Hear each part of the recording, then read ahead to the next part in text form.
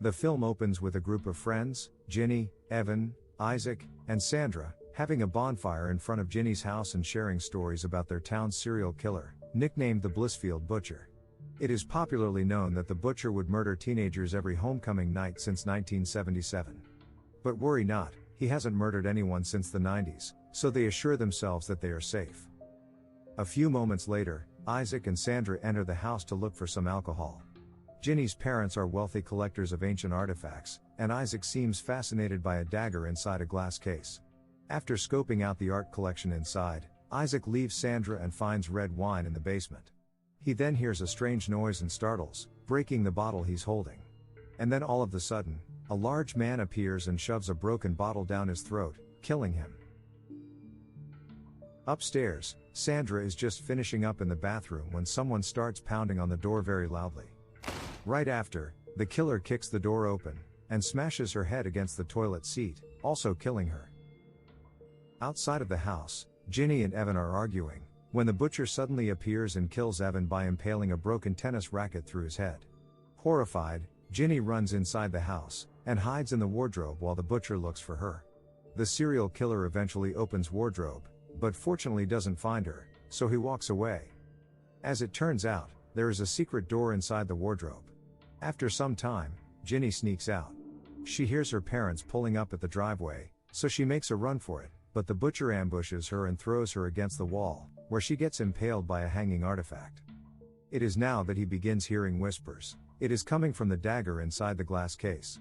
He takes the dagger with him before escaping, leaving Ginny's parents screaming in horror at the sight of their daughter's dead body. The next morning we wake up with Millie, a teenager in the town of Blissfield, who lives with her alcoholic single mom, and her cop older sister, Char. The homecoming dance is around the corner, but she's decided not to go, and accompany her mom watch a play instead. At school, her friends, Joshua and Nyla, are disappointed that she isn't going to be at homecoming. Although Millie struggles with self-esteem, her friends reassure her that she is attractive.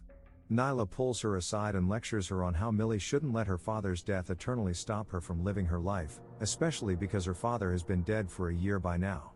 We then learn from Ryler and her friend group, that Millie endures daily passive-aggressive bullying at the hands of her schoolmates. Later in class, her woodshop teacher, Mr. Bernardi, suddenly orders her to do a presentation he assigned her earlier than she was told, and she isn't ready for it. So Bernardi just humiliates her in front of the class and her crush, Booker.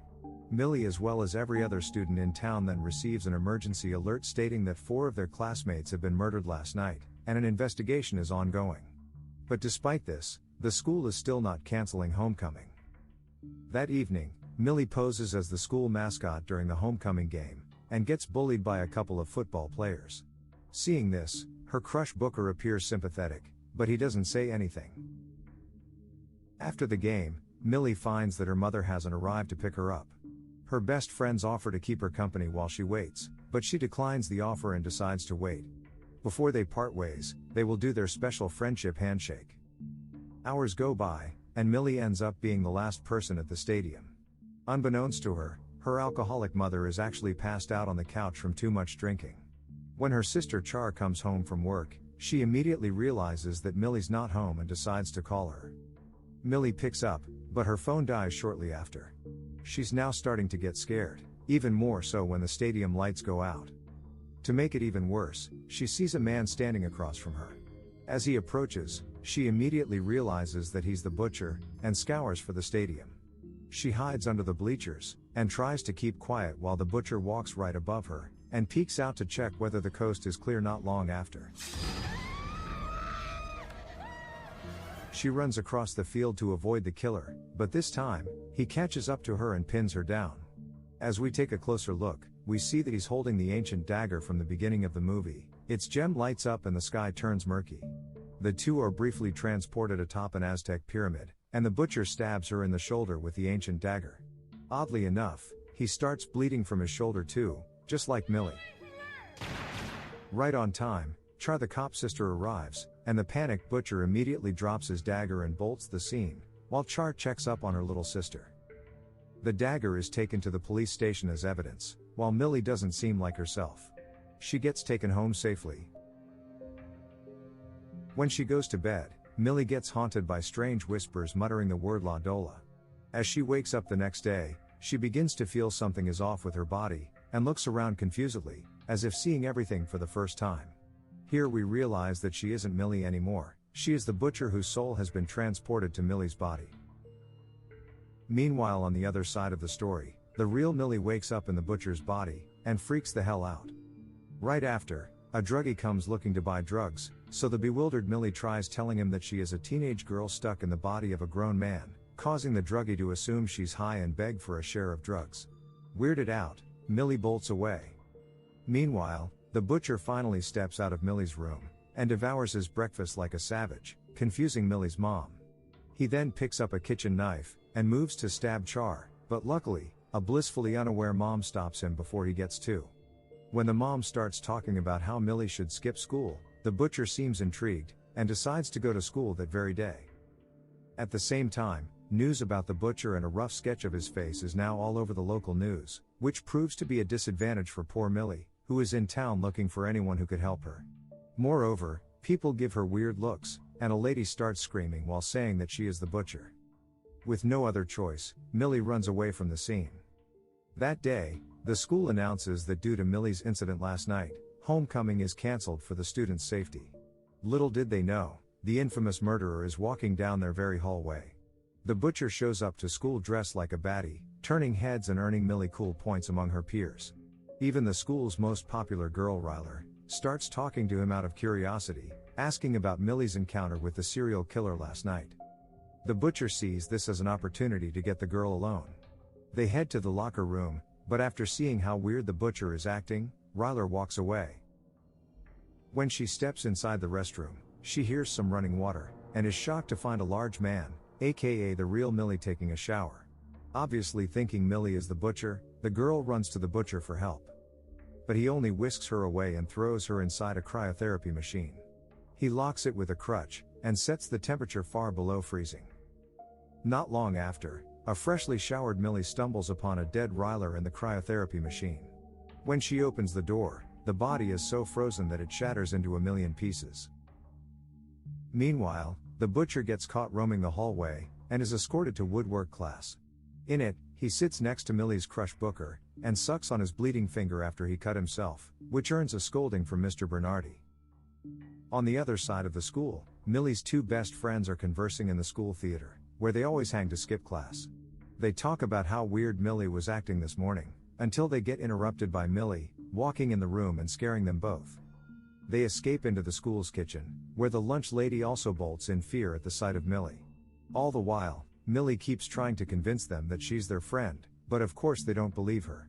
Joshua throws all kinds of items at her, but she persists. Eventually, the teenagers arm themselves with kitchen utensils and start beating Millie together, but of course she is stronger now and manages to gain the upper hand. When Joshua and Nyla are lying exhausted on the floor, she starts performing their school's cheerleading mascot routine. This prompts Joshua and Nyla to start asking her questions only Millie would know the answer to, and of course, she answers all of them perfectly, and even gets them to do their special friendship handshake. The teenagers now believe that she is Millie, so she proceeds to tell them what happened to her, and the word La Dola she kept hearing in her sleep last night. Thus, Joshua Googles La Dola, and finds a Spanish article about the glowing dagger, which they take to their Spanish teacher to translate. According to the teacher, the dagger requires a sacrifice, but if the sacrifice is not successful, the souls of the attacker and victim get swapped, and the change will be permanent within 24 hours. The only way to fix the situation is if one of them kills the other. After catching Millie up on the information they just learned, the teens suggest that they should retrieve the dagger. But Millie is reluctant to leave the school, because she knows the butcher is here, and wants to prevent him from taking more lives. She's not wrong, because the butcher steps back into the woodwork classroom to kill the teacher. He switches on the sawmill, and lunges at the teacher. The teacher successfully counters the attack, and throws the butcher on the floor. When he's about to leave the room, the butcher jumps onto his back, but once again he beats him to the ground. However, when the teacher is distracted, the butcher takes a screwdriver and stabs him in the throat. Drowsy and bleeding out, he attempts to stand up and walk away, so the butcher kicks him onto the running sawmill, and pushes him onto it, splitting his body in half. Right after, He exits the classroom and comes across two officers, who kindly pass him by because he's in Millie's body now. Conveniently, he runs into Millie and his friends next, but before they could do anything, the butcher starts pretending to be a scared teenage girl, drawing the officers' attention. This prompts the three best friends to run and escape with Joshua's car. The officers quickly radio the rest of the force to go look for Joshua's car, while just so happens, it passes by a patrolling Char, so she goes after it. The teenagers head to a department store to get Millie a disguise. They hide her in the fitting room while they look for the clothes. Not long after, Nyla returns with a Halloween mask, and Millie puts it on, though she can barely see with it on. In the meantime, Joshua stalks his friend's Instagram to try to see where the butcher's at, and discover that he's hanging out with the football players. While playing pool, the football players complain about how homecoming is cancelled, and propose that they should throw a homecoming of our own.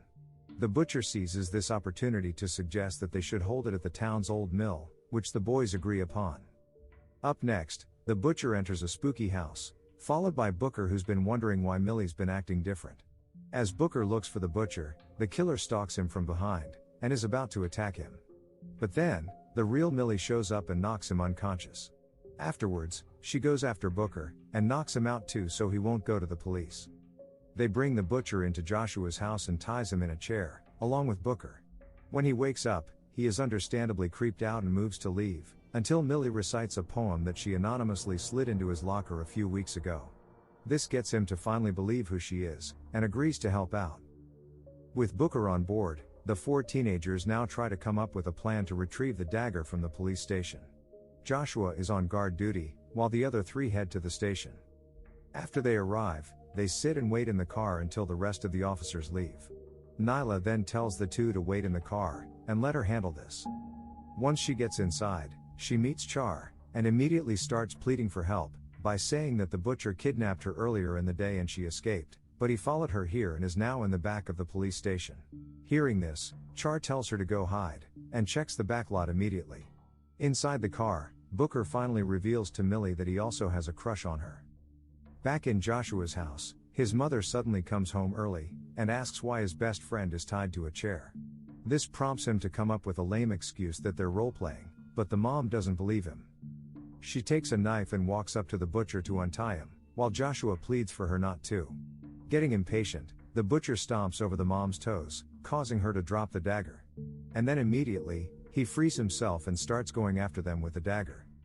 The two retreat to the bedroom to hide, while the butcher menacingly pounds on it, until he comes up with a better idea, and heads for the police station instead.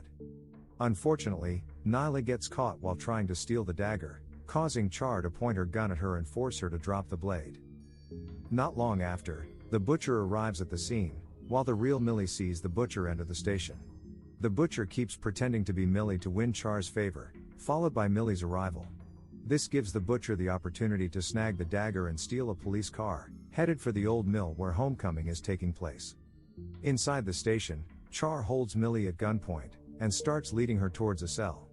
Booker then comes in and distracts the cop, enabling Millie to throw Char inside the cell. Millie apologizes to her sister before the kids rush off to the mill party. The teenagers head for the homecoming party on foot, while the butcher lures a football player to go somewhere private. Once they arrive, Millie only has 13 minutes left until the body swap becomes irreversible, so Booker sets up an alarm on Millie's watch before they search for the butcher. Back to the butcher, the football player leads him to meet with two of his friends, and the three boys brag about wanting to force themselves on her. Unfortunately for the boys, the butcher isn't someone you'd want to mess with, so when one of the boys hands him a bottle, he uses it to brutally murder two of them. The one remaining boy manages to stand his ground against him, until the butcher picks up a conveniently placed chainsaw, and saws his head off. The group split up. Joshua follows a football player who claims to know where Millie is. But as it turns out, he takes him somewhere quiet, and starts making unwanted advances, until the butcher shows up and sticks a metal hook in his eye. As Joshua screams, Millie shows up and faces off against the butcher, while telling Joshua to run. At the same time, the police arrive, while Millie and the butcher get into a scuffle. Millie manages to snag the dagger, but an officer shows up and shoots it off her hand, so she takes him down before going after the butcher. With Nyla and Joshua's help, the group pin the butcher down and get ready to stab him. Unfortunately, the alarm starts to ring, marking how time has run out. Millie is now at loss for words, until Joshua reminds her that Booker always sets his alarms 5 minutes early, which means there is still time. With that, Millie goes right ahead and stabs the butcher in the heart, effectively ending the curse. At the same time, the police arrive at the scene, and immediately shoot the butcher dead. On the next scene, the butcher is being taken by an ambulance and pronounced dead, at least for now. Meanwhile, Millie is back home, cuddling with her mom, who's glad she's now safe. It seems that all is well. However, when Millie exits to the hallway, she finds the front door open. And soon after, she hears strange noises coming from the other room. When she goes to investigate, the butcher sneaks behind her, and puts a knife to her throat. Char comes to the rescue, but as it turns out, he already removed the bullets in her gun. Luckily, Mom comes in and smashes a bottle to his head, while Char charges at him and immediately starts loading her gun, but she isn't fast enough. The butcher throws the mom to the ground, followed by Char. Until lastly, the killer tells Millie how bad her life is with a dead father and a drunk mom. He then twists Millie's arm, and pins her to the ground. Millie doesn't lose hope, and retaliates by kicking him in the balls, allowing the women to overpower him. As the final blow, Millie impales him with a piece from a broken chair. And this is where the movie ends.